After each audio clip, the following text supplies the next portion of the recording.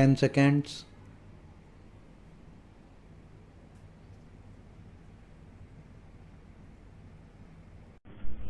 Sir, before the House adjourned for lunch yesterday, I had started speaking on the Essential Commodities Amendment Bill. I have got here with me the bill as introduced. In the statement of objects and reasons, the government pointed out that in certain cases it might be necessary for them not to award punishment prescribed in the law as it exists at present, but to forfeit a part of the deposit. This relates to minor offences under the Essential Commodities Act. I can quite understand this, and generally, therefore, nobody would oppose this thing. But the question that I wish to raise in this connection before the House is the manner in which this act is being implemented by the government and also by the state governments. I mention the state governments because here is a measure which is sponsored by the Ministry of Food and Agriculture, and in regard to many aspects of which I believe the central government has concurrent jurisdiction, but much is left to the states. Our experience has been, especially in the state from which I come, namely West Bengal, that this act is not implemented properly by the state authorities because of various connections of certain people high up with the big business and others indulging in speculation, hoarding, and so on. The result has been that whatever should be done had not been done. The central government has got powers under this act to make rules, to give directions to the states, and to supervise the manner in which the particular measure is administered by the states. We found that much that should have been done was not done. What is the use of talking about punishment of the small fry? Certainly, if they are guilty, they have to be punished, and the smaller the fry, the minor should be the punishment. I agree there, but the point is that the act is not properly implemented. We should like to know from the government as to how many cases have been started under the Essential Commodities Act. We know that food grains had been hoarded, speculation had been indulged in, stocks had been removed from one state to another surreptitiously by unfair and illegal methods. These should have attracted the attention of the Essential Commodities Act.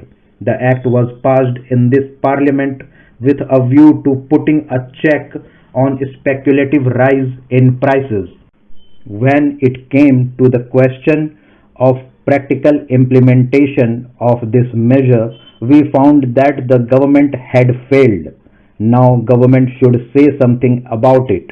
When government seeks to amend an act, it should tell us as to how the parent act which is proposed to be amended has been implemented.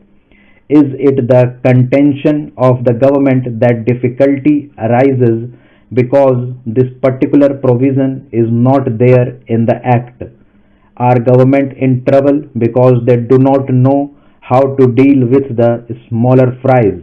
Or is it because that those who are supposed to administer this measure at the state level, at the district level, have thought it fit to ignore it, have thought it fit to bypass it? If any measure of the central government was needed for controlling the price of food grains and ensuring the supply of essential commodities to the community, it is the Essential Commodities Act. I would like the minister to say something on this. I know that he was not here at the time when we passed this measure, nor was he there when the Essential Commodities Act was bypassed by many state governments. In the past, we had drawn the attention of the minister to this problem, and that minister is now happily going to be the president of the Uttar Pradesh Congress Committee. But here I would like to ask the minister who has stepped into his shoes as to what he is doing in order to see to the proper implementation of this act. How many prosecutions have taken place? The small people, of course, should be dealt with very mildly.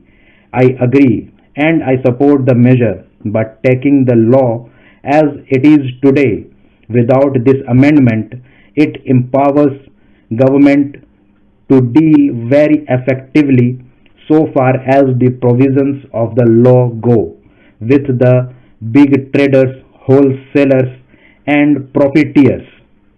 I would like to know as to how they have dealt with them. How many are in jail today? How many have paid fine? How many have suffered imprisonment? How many licenses have been cancelled as a result of malpractices, corruption, profiteering, and so on, all of which are provided for under this bill. We are entitled to know. Take us into your confidence in regard to this matter. I say from whatever knowledge we have that very few have been prosecuted under this act.